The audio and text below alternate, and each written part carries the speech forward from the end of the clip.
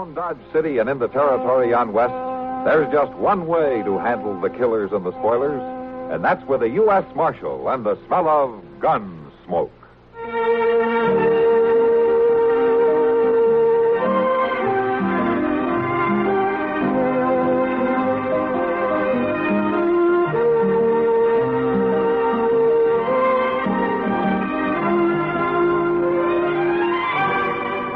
Gunsmoke, starring William Conrad, the story of the violence that moved west with young America, and the story of a man who moved with it. I'm that man, Matt Dillon, United States Marshal. The first man they look for and the last they want to meet. It's a chancy job, and it makes a man watchful and a little lonely.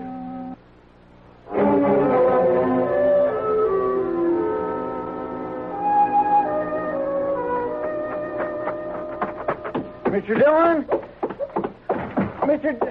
Mr. Dillon. Take it easy, Chester. But there's been a train robbery, Mr. Dillon, about 5 miles east. They held up the baggage clerk and got away with $50,000 in Double Eagle. Well, when did you hear about it? Just now, when number 7 pulled into the station. You got to get over there right away. And I guess they'll wait. Dodge City's the end of the line. Well, yes, sir, I know Anybody that. say how many were in on it? 3, according to the clerk, all wearing masks. They snuck aboard when the train stopped for water at Cottonwood tanks. Made them cut the rest of the train loose and go on with just the engine and the baggage car. Had horses waiting down the track somewhere. You ought to get over at the depot, Mr. Dillon. The baggage clerk shot pretty bad. Shot? Now, why didn't you say so? And another thing, they cut the wire so the train crew couldn't telegraph ahead. Same old story, Mr. Dillon. You'd think them bandits would figure out some new way. Why? This one usually works.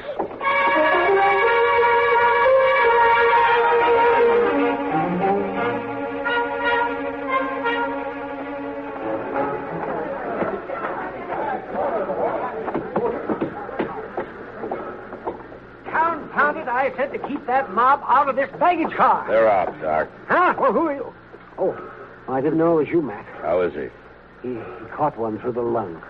I wouldn't give you a plug nickel for that. Yeah. I want to find out where it happened. I can tell you exactly, Marshal. Oh? About 100 yards east of milepost 314. It's on the curve where the line swings in toward the river bottom. You one of the passengers? Oh, I'm a legal agent for the railroad and for the bank that owns that money. My name is Crocker, J.L. Crocker. And I want immediate action on this matter. I want that money back at once. And I want the guilty parties brought to justice. Are you getting all this, Chester? Yes, sir, I'm making mental notes. Well, now, Marshal, I don't believe you quite understand who I am. Sure, you're the legal something or other for somebody, and you're bothering me. Now, will you stand back? Doc, is there any chance of talking to him? Well, you can try. All right. Mister, can you hear me? Yeah. Did you recognize any of them? No. Wore masks. Only one said anything. Gave all the orders. He's the one who shot me. Man, about 50. Is that all you can tell me? I don't feel so good, Marshal. I think I...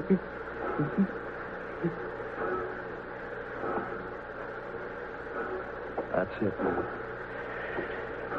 Yeah. Chester, Yes, sir. go get our horses saddled up. We'll ride out to milepost 314.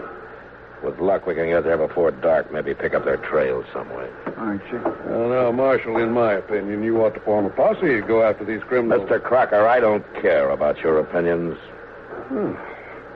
I think I'll have a little talk with your superiors when I get back to civilization. Good. Find out what's happened to my checks. I haven't been paid for 2 months.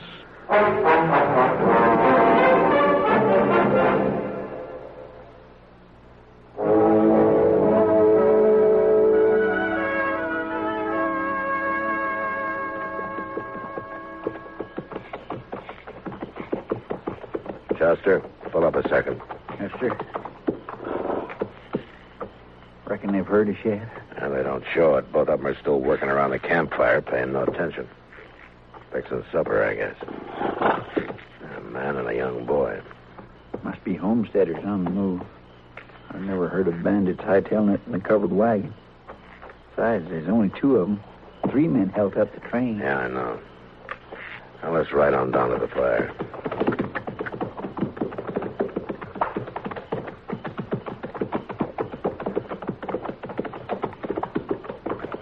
Well, now, howdy, strangers.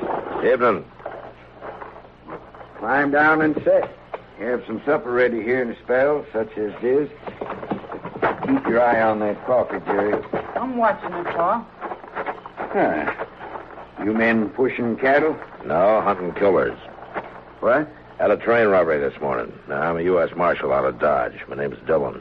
Proud to know you, Marshal Dillon. I'm Dan Everly. This is my boy, Jerry. How are you, sir? Jerry, how are you? Well, we're heading for Dodge ourselves. How far we got to go yet? About 9 miles. You planted a homestead? That's right. Had a place back at Newton, but it didn't do so good. So, somebody robbed a train. Mm-hmm. 3 of them. Got away with $50,000 in gold. Have you met anybody today? No, nary a soul. Now, Marshal, you just rest yourself there now, and we'll have some side meat and hominy in a few minutes. Oh, fine, thanks. Yeah, you got enough there, Jerry. This is it, Chester. We found them. These two? How do you figure? Their horses. Saddle stock, never meant to haul a wagon. And the third one's over to the right in that thicket covering us. Saw it glint on his gun barrel. What do we do? Move fast. You roll to the left, draw, and cover the 2 by the fire, and I'll take the one in the brush. You got it? Yes, sir. All right, then. Now. Don't move, you two. You're covered. You there in the brush. Come out with your hands up. Now, wait, Marshal. Don't shoot. All right, then. Tell him to get out here with his hands up. They got us. There's no use fighting. Come out, like he says.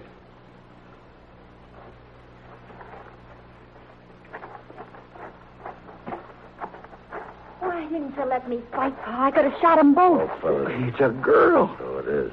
With my daughter, Janet, I told her to hide out there till we found out what she wanted. I wanted to keep her out of this. So you and your 2 kids were the bandits, huh? You're quite a father, Mr. Everly. You leave him alone. Pa knew what he was doing. He had a right to that money. I see. How old are you, Janet? 18. It's any of your business. The young'uns ain't to blame, Marshal. I brought them up to do like I told them. They didn't know. Somebody ought to have known. Now, where's the money? Don't tell him. Be quiet, Janet. Marshal, we buried that money, and I reckon I'm not going to tell you where it is. It's ours, and we got a right to it. Yeah, you said that before. I had a homestead outside of Newton. My wife died there. The young'uns and me fought the prairie for 4 years. Crop failures, hard times. Then last fall, I finally got a good stand of wheat ripe for the harvest. You know what happened? Now, what happened? Sparks from a train set fire to the grain field, burned us out, lost everything. I wrote letters to the railroad office in St. Louis. They said I'd have to come back there and prove my claim. Now, they knew I couldn't do that. Well, did anybody ever tell you things were easy out here in the West, Mr. Everly? Chester, you and the boy hitch up that wagon and start loading it. All right, sir. Come on, son. What are you aiming to do with it? Take him to Dodge City. To jail.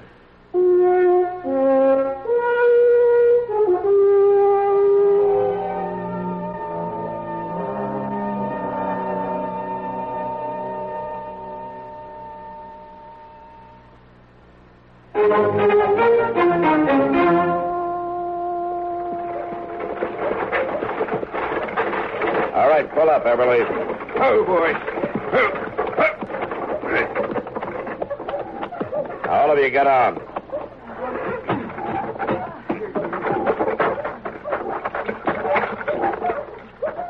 I guess my reasons for robbing that train don't count for much, do they, Marshal? Judging's not part of my job, Everly. But not the young'uns. It wasn't their fault. You killed a man, Everly. What do you expect? Marshal, I didn't aim to kill him. He went for his gun as we was leaving, but I didn't aim to kill him. Well, Marshal, I see you brought in the culprits. Yeah, it looks that way, Mr. Crocker. Now, where's the money? I want to get it locked up in the bank right away. They say they buried it. What? Matt? Matt, are you all right? I heard of the balloon that you bought in the Bandits. That's right. Is she one of them? That girl? Yeah. Well, she's just a kid, Matt. You're not going to lock up the girl. Kitty, I don't like the idea any better than you do. That jail wasn't built for women. I know that. Matt, let me take her. What? She won't try to get away with the others in jail. She can stay in my rooms while I'm working. I'll take care of her, Matt. Janet, you go with Kitty here. Yes, sir. Stay with her and do whatever she says. Thanks, Matt. Thanks a lot. Come on, honey. Chester, you take these other two inside and lock them up. Yes, sir. Come on. Let's go. Now, Marshal, pretty or not, that girl is a criminal. Why aren't you locking her up? Well, we've got a different attitude toward women out here, Mr. Crocker. We never got around to building jails for them. Well, what about the money? $50,000 missing. That's right, it is. Oh. It's a long ride into town, wasn't it, Marshal? Moonlight, pretty girl in a wagon, chance to talk. Maybe do a little... You there. Yes, sir. Drag him over there to the water trough and stick his head under the pump.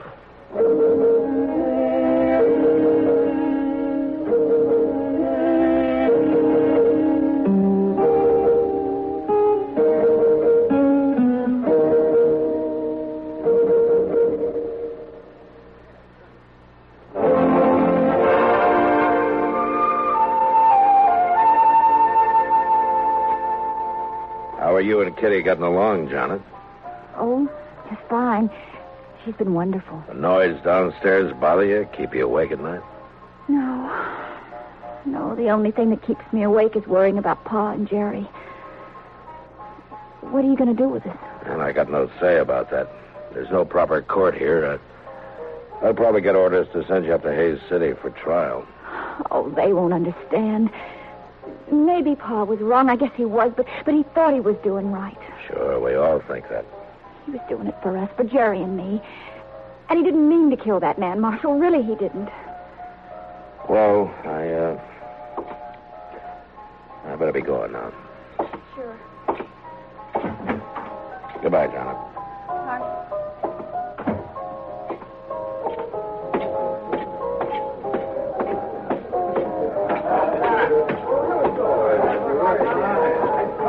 Well, Matt?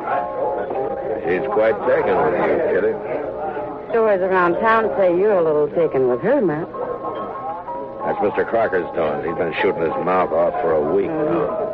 He's offered a $1,000 reward for the return of that money, no questions asked. Yeah, I know. But how much do you know? What do you mean? Well, people will know you don't pay any attention, Matt, but some of these hangers-on around the saloon wonder if you did make a deal for that money. Who cares what they think? But it's bad, Matt. Crocker keeps prodding them. Some of them are beginning to say that Everly's might remember where the money is if they had ropes around their necks. A lynch mob, huh? Yeah, they're going to have to move fast. I got orders about an hour ago to send the three up to Hayes City in the morning. Oh, Matt. Does she know about it? No. Just didn't have the heart to tell her.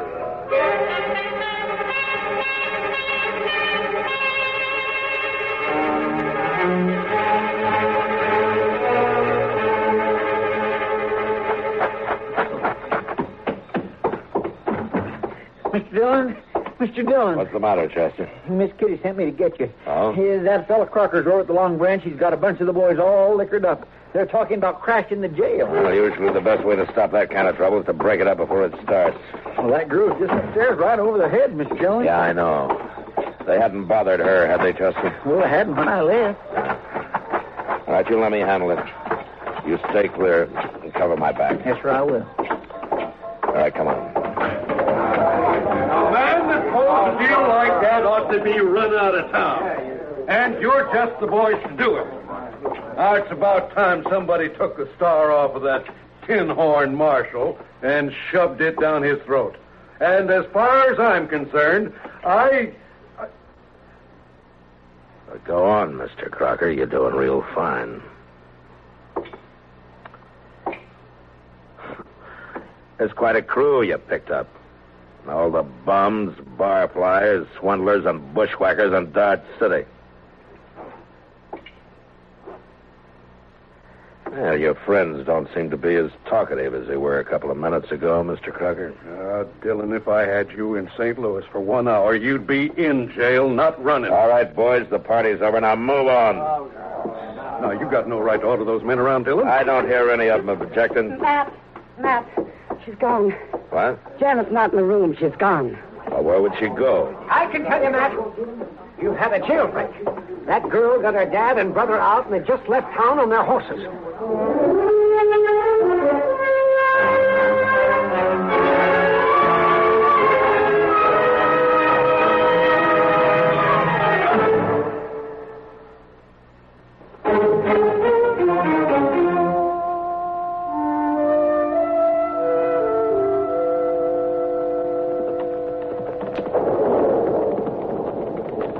We're getting pretty close to the place where they camped that night. It's right ahead of us there, Chester. Sure do hope that cussed storm holds off. First, you know, they may not have came back here at all. Well, then we'll backtrack to Cottonwood Tanks. They'll want that gold. It's got to be somewhere between here and the railroad. Yonder's where the wagon was standing. Yeah. All right, pull up, Chester. Let's take a look around.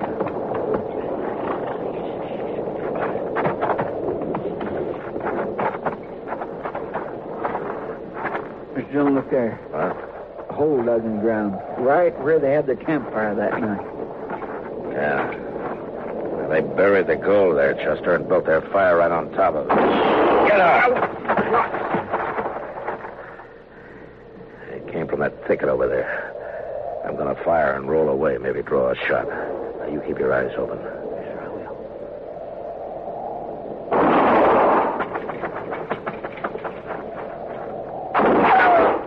He came from the left of that big tree out there. Yeah, I saw it. You got him. Yeah. Come on, Chester.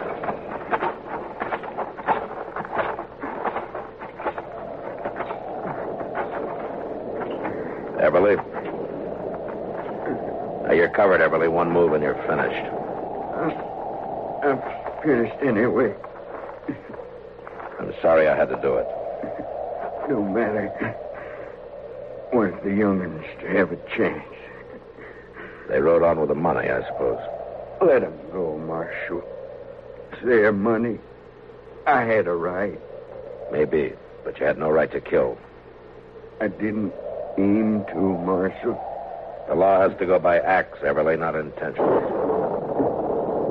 Storm coming up. Yeah, it looks that way. Hope the young'uns find shelter. Jerry caught cold there in jail. Used to worry his mother when he coughed. So she's dead now. Died back there. Back. Yeah.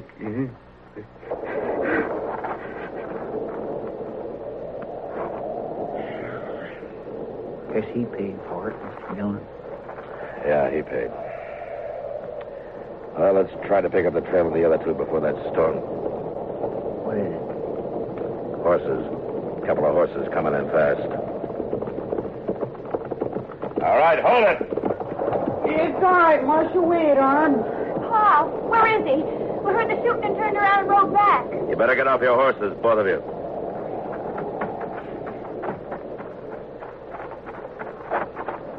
Tell me, what happened to... I'm sorry, Janet. I knew when he made us right on ahead that we'd never see him again. Alive. You kids carrying the money? It's there in my saddlebags. Get it, will you, Chester? Yes, Mr. Dillon. He thought he was doing the right thing. He thought he was doing it for us. I know, but he was wrong. And now there's the two of you to decide about. Here's the money, Mr. Dillon. Chester, count out $1,000. Yes, sir.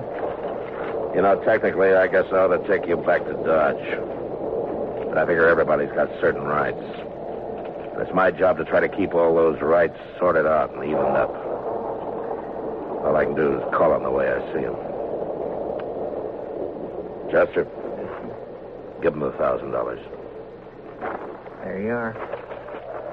But I don't understand. Crocker offered $1,000 and no questions asked for the return of his money. Well, you returned it. And there's the reward. Yes, but Now, if you ride north and keep bearing west, you'll eventually hit Wyoming. I hear it's fine country, plenty of range land, homesteads. The two of you ought to do all right. And Jerry, Yes, sir? you take care of her. Yes, sir, I will, Mr. Dillon. I understand what you're doing for us. And Now, go on, you two. Get out of here before I think it over and change my mind. Now, go on. Ride. Thank you, Marshal. Thanks. Go on. Goodbye, Mr. Dillon. And Go on. Get out of here. You better get a move on, Mr. Dillon. It's starting to rain. I hope they find shelter somewhere. Mr. Dillon, it's starting to rain, Mr. Dillon. You better get a move on.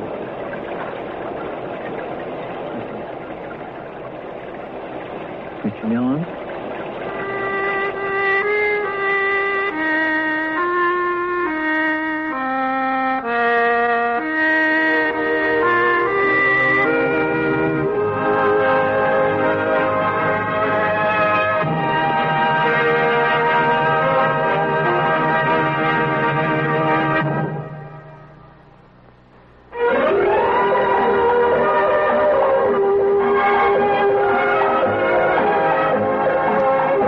Gunsmoke. Produced and directed by Norman McDonald, stars William Conrad as Matt Dillon, U.S. Marshal. The story was specially written for Gunsmoke by Les Crutchfield, with editorial supervision by John Meston. Featured in the cast were Vic Perrin, Barbara Eiler, Sam Edwards, and Bart Robinson. Parley Bear is Chester, Howard McNear is Doc, and Georgia Ellis is Kitty. This is George Walsh inviting you to join us again next week for another story on Gunsmoke. This is the CBS Radio Network.